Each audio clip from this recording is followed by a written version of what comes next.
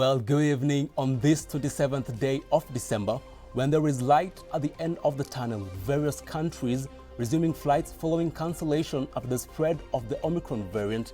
This and much more lined up for you. My name is Apollo James and my sign anchor is Tracy Dorcas. Let's begin. Sudanese protesters have rallied in protest at the presidential palace in Khartoum to call for civilian rule since the military took power in October. The protesters are against the political agreement signed between Abdel Fattah al-Burhan and the transitional Prime Minister Abdallah Hamdok. Harriet Chimea with this report. Thousands of Sudanese citizens demonstrated in the capital Khartoum and other cities. It was the 10th major demonstration since the military took power in October. So far, at least 48 people died in crackdowns over the past weeks. Rejecting murder, oppression and violence, we went out today and we will go out tomorrow, demanding a civil and democratic state in which we will be free and live in dignity. The weapon of rape shames the rapist. It does not defeat us, does not break us, and we will not retreat. The Sudanese authorities reportedly interrupted internal communications and the internet service before the start of Saturday's demonstrations. Hundreds of Sudanese army soldiers have been deployed at the entrances to the bridges linking the three major cities of the capital, including Khartoum, Omdurman, and Barhi. We will not go out in favor of a party or in favor of freedom and change. We will remain in the streets unless our demands are fulfilled. And our demands are that the Burhan leave and the Rapid Support Militia be dissolved and returned to their barracks, and the army becomes a national army. On Friday, the Sudanese Professionals Association, the body leading the protests, urged the citizens to take part in protests set for Saturday to demand full civilian authority. Khartoum State Security Committee, meanwhile, announced in a press release the closure of the bridges linking Khartoum, Barhi and Omdurman cities as of Friday evening, excluding Suba and Halfaya bridges. Sudan has been suffering a political crisis after General Commander of the Sudanese Armed Forces Abdel Fattah al-Burhan declared a state of emergency on October 25th and dissolved the Sovereign Council and government. However, on November 21st, al-Burhan and the then-removed Prime Minister Abdallah Hamdok signed a political declaration which included reinstating Hamdok as Prime Minister, but the deal has so far failed to calm the street. Reporting for Switch TV, my name is Harriet Chimea. Thank you so much, Harriet Chimea. Now, moving on to India's capital, New Delhi, where they've imposed a curfew starting today in an effort to contain the rising daily number of confirmed COVID-19 cases. The number of the daily confirmed COVID-19 cases had been under 100 for a period of time, but the number nearly tripled over the past few days to the highest level. In the past 6 months, New Delhi reported 290 new COVID-19 cases in the past 24-hour period, and so far, the city registered a total of 1.44 million confirmed cases. While more than 25,000 people died from the virus, New Delhi is also one of India's most severely affected regions by the Omicron variant, with 79 cases being reported, ranking only second to 108 cases reported by Uttar Pradesh.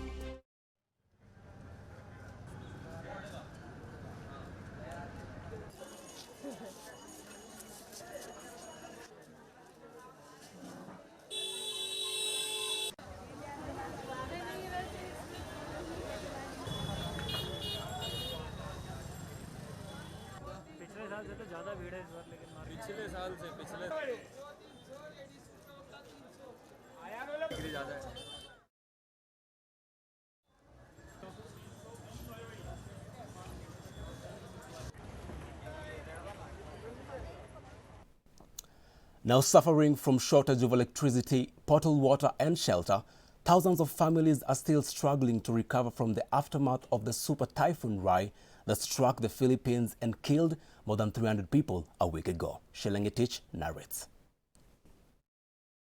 After the typhoon, there's only mud and debris left in Virador's house in Bohol province. All of her belongings have been washed away as the nearby river of Lombok swelled during the height of Super Typhoon Rai. She can't even climb to the second floor because her stairs were swept away as she tries to salvage few clothes she found in the battered house. I wish the government could give us a new place to stay, but if not, I'm just going to live with my daughters. There's nothing more I can do here. The same fate happened to Lilibet Tamada's house. The ceiling and walls of her house collapsed, while most of her belongings were buried in mud. Saturday was Christmas Day, but the only hint that it was the holidays was a broken Christmas lantern.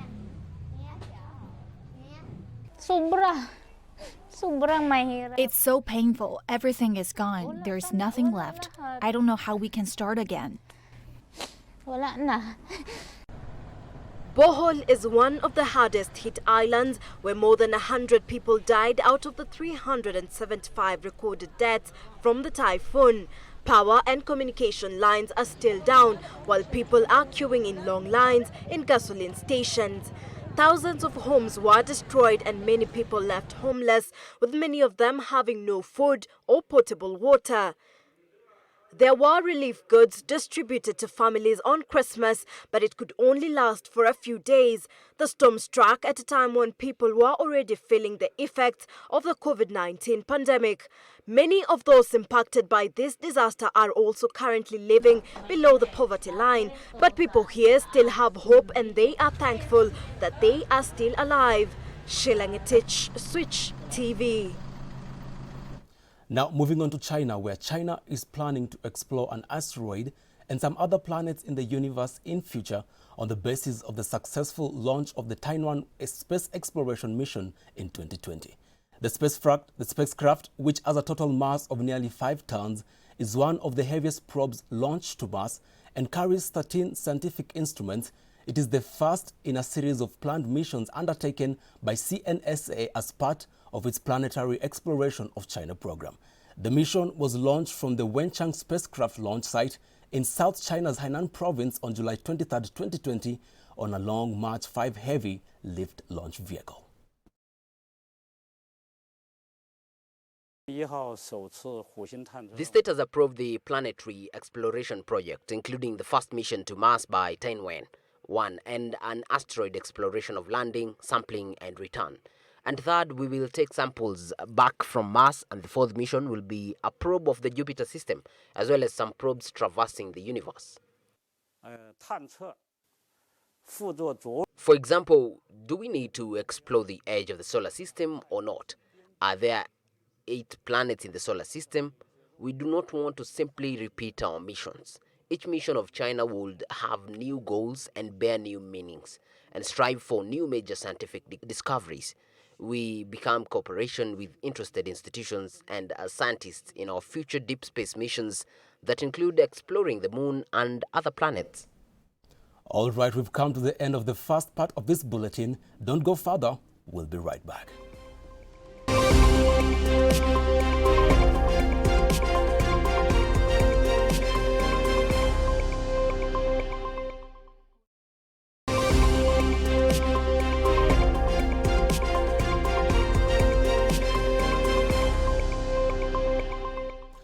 Welcome to the broadcast. Now, the National Speed Skating Hall for the Beijing 2022, dubbed the Ice Ribbon, is built with smart technologies to deliver a premium experience for both athletes and spectators. The smart venue system, with the construction completed on Sunday, consists of an intelligent integration and digital platform. During the Winter Olympics, it will host the speed skating competition with 14 gold medals for grab. The Beijing 2022 Winter Olympics is scheduled to take place from February 4th to 20th, followed by the Winter Paralympics from March 4th to 13th. The operating system covers both the entire floor space of the stadium and the traffic and related facilities outside the venue. It's designed to create the best competition environment for athletes and offer a better viewing experience for the spectators. Now moving on to Saudi Arabia, where the Saudi-led coalition fighting in Yemen on Sunday accused the Houthi militia of using the Sana'a International Airport for military purposes. Yemen has been mired in civil war since September 2014, with the Houthi militia forced the international recognized government of President Abdi Rabo Mansour Hadi out of the capital, Sana'a. Chepto Boyd now reports. At the press conference in Riyadh, the Saudi-led coalition released videos and pictures to prove that the Houthi militia had used the Sana'a International Airport, which has recently become a focal point of the ongoing conflict in Yemen, to launch ballistic missiles and for takeoff and landing of military drones in an attempt to attack civilian targets in Saudi Arabia. Taki al-Malki, the Saudi-led coalition spokesperson, said that the Houthi militia had fired 430 ballistic missiles and 851 bomb-laden drones on Saudi Arabia since 2015, which he said killed many civilians. Al-Malki issued an ultimatum to the Houthi militia, claiming that the Saudi-led coalition forces had learned about the whereabouts of the Houthi leaders. He also put forth videos purportedly showing Lebanon's Hezbollah sending military experts and smuggling military equipment into Yemen, accusing Iran and Hezbollah of supporting the Houthis and threatening security and stability in the Gulf region. The Saudi-led coalition has intensified airstrikes against Houthi targets in Yemen since late November, including the Sana'a International Airport, while the Houthis has continued to use missiles and drones to try to strike targets inside Saudi Arabia. The Saudi-led Arab coalition intervened in the Yemeni conflict in March 2015 to support Hadi's government. Chepto Boyd, Switch TV. Thank you so much, Chepto Boyd. Now, as the Beijing Winter Olympics edges closer, skier Margot Hackett is getting ready, but the road to the Beijing hasn't been easy, and Margot had to swallow the disappointment of missing selection for the previous Winter Olympics. Shilling Etich now narrates. New Zealand freestyle skier Margot Hackett will add another chapter to her family history when she competes at the upcoming Beijing 2022 Winter Olympics. It's one of the most dangerous sports on the planet, but for those who compete at the highest level like Margot Hackett, free skiing is a lot of fun. I guess my fears and my boundaries, and it's the kind of sport where you can do that and you're constantly learning new things as well about the sport, but also about yourself. The name Hackett is synonymous with adventure. After all, it was Margot's father who famously bungee jumped off the Eiffel Tower in 1987 and went on to commercialize AJ Hackett bungee jumping around the world. I did my first bungee when I was 4 years old, so I think it's definitely in my DNA to be doing crazy things, I guess. Being selected for the Beijing Winter Olympics was a proud moment for her father, AJ Hackett. He says it is a very emotional, special time that any parent looks forward to seeing one of their children grow and go out onto the world stage.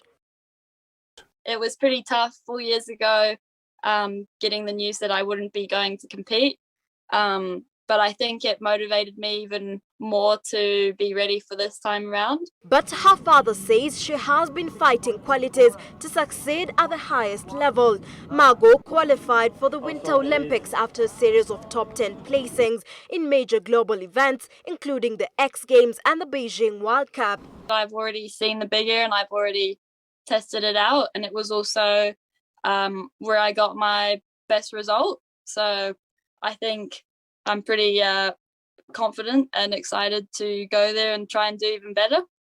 The 22-year-old is the oldest member of a 5-strong New Zealand Winter Olympics team, which includes previous medalists Zoe Sadowski-Synnott and Nico Porches, who are inspiring a new generation of skiers.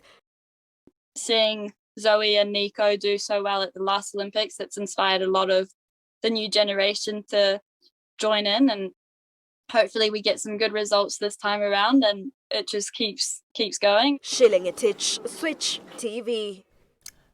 Now still staying at the Beijing 2022 Winter Olympics, the US Luge team are wrapping up preparations and eyeing victory in the Beijing 2022 Winter Olympics, with the games to kick off in less than 40 days. After winning medals in 2014 and 2018, hopes are high for the further success in Beijing among the athletes of the US Luge team. Luge is known as the fastest sport on ice, with athletes hitting speeds of 140 kilometers an hour. For Luge athletes hurtling down the track, every millisecond is vital. For the Beijing Winter Olympics, Luge athlete Jason Teddyman hopes to team up with the Chris Madze, who won a silver medal at the Pyeongchang 2018 Winter Olympics. Based off of what we already know about Beijing, it's supposed to be our style of track. It's going to be a longer track, a high-speed track, and an aerodynamic-based track. And we tend to gain time at the bottom of every track in the world. So I do expect us to be competing, for that top spot. We do expect ourselves to be in the mix. Emily Sweeney's last Olympic experience didn't quite go according to plan. She suffered a horrific crash in Pyeongchang, fracturing her back and neck. It was hard to find any comfort for a while. It was hard to then find motivation. It was hard. I don't like to use the word hard because that means kind of negative things. Like I try to replace it with challenging, but there's nothing that was beyond challenging. But some 9 months later, Sweeney was back competing and won a bronze medal at a World Cup event in Canada. Not bad. I didn't want to have this terrible ending to luge, have a crash, and be afraid of it or not know if I could do it again. I didn't want to have that with me for the rest of my life. I still feel the effects of it. I still am managing a lot of things that I never thought I would have to manage. But I did it. So I guess that just shows that we can all do something more than what we think we can do. The US luge team has enjoyed some Olympic success over the years, but the country has yet to win a luge gold medal. If that can be achieved in Beijing, the athletes hope it will give a boost to the sport. To grow the sport, a gold medal would certainly help. The USA is very results oriented. The headline is always the person that has the gold medal. So I think us getting a gold medal would certainly help with exposure to the sport. Although there are still many challenges ahead, this small group of athletes are focused on creating a little bit of US Olympic history in Beijing. The Beijing 2022 Winter Olympics will run from February 4th to 20th, with the Winter Paralympics following between March 4th and 13th. Reporting for Switch TV, my name is Harriet Chimea. Thank you so much, Harriet Chimea. Now, Japan's college graduate employment rate has fallen for 2 years in a row due to the impact of the COVID-19 pandemic. This is according to government data. A total of 74.2% of those who graduated from the universities in Japan this year found jobs, down 3.5 percentage points from the previous year, for the second consecutive yearly drop amid the pandemic, according to the government data. Now, the number of those who went on to graduate increased about 4,000 or 11.8% of the total, while some 56,000 graduates did not get a job or proceed to graduate school, up about 15,000 from the year before, the Education Ministry data showed.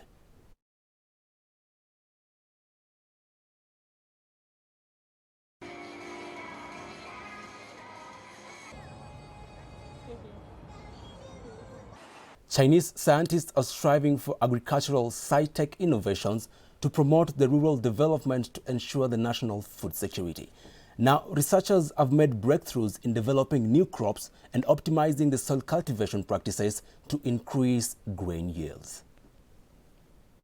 In this March, scientists from the Institute of Genetics and Development Biology of the Chinese Academy of Sciences published their research results on creating novel crops through de novo domestication of wild allotrotraploid rice. The new allotrotraploid rice, which can be planted on saline alkali soils, has higher resistance to pests and diseases and will be more adaptable to future environmental changes. It took about 10,000 years for humans to domesticate the wild diploid rice into the current type of rice.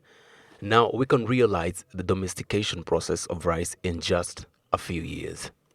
The technology facilitates rapid domestication of the wild crop is a very good technology.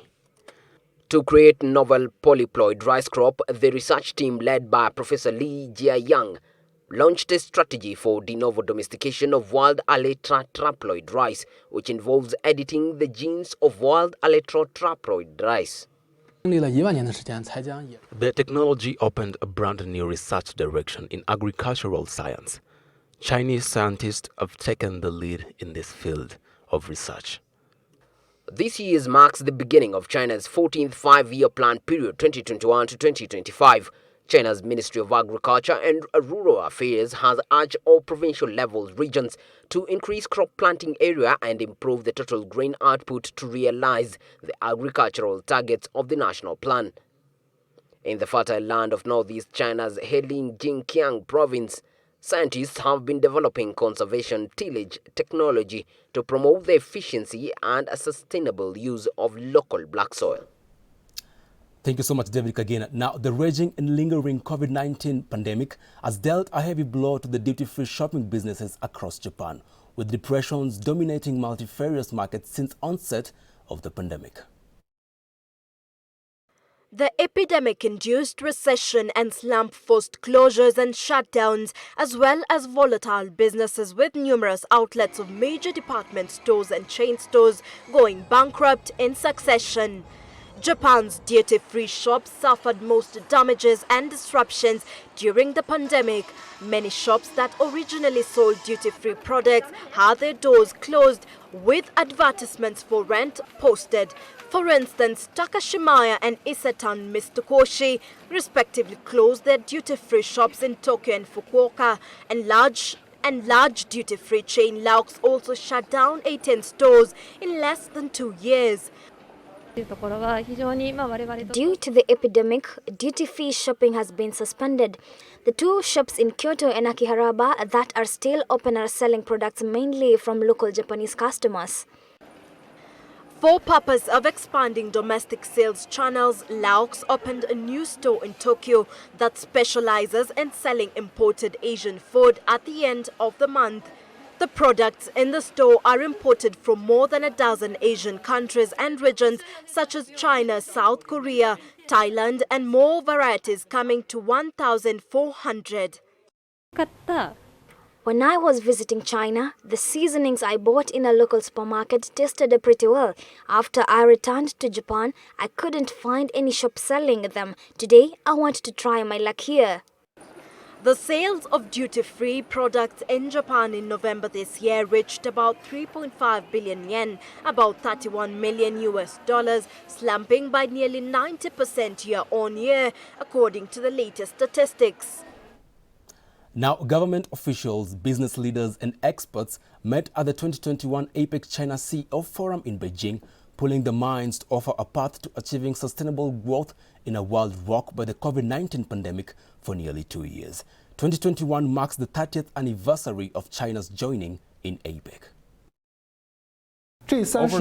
Major countries in the world, including those in the Asia-Pacific region, are calling for making full use of opportunities brought by digitization and energy technological innovation to promote the application of digital technology in manufacturing and taking digital transformation as the key to boosting competitiveness of the real economy and enhancing the resilience of enterprises. There have been more and more cyber attacks worldwide in the last 2 years since the outbreak of the COVID-19 pandemic, and the situation has become increasingly severe. In the era of digital economy, if we fail to ensure the security of digital elements, we will incur losses in data trade. In recent years, the Communist Party of China, Central Committee, and the State Council, as well as the departments in charge, have tightened cybersecurity measures. All right, we've come to the end of this bulletin. Thank you so much for choosing Switch Television. My co-pilot has been Tracy Dorcas, my director Lucy Kamaikai, my very own producer Sheila Ngetich Chelagat, and I've been your captain Apollo James. Good evening.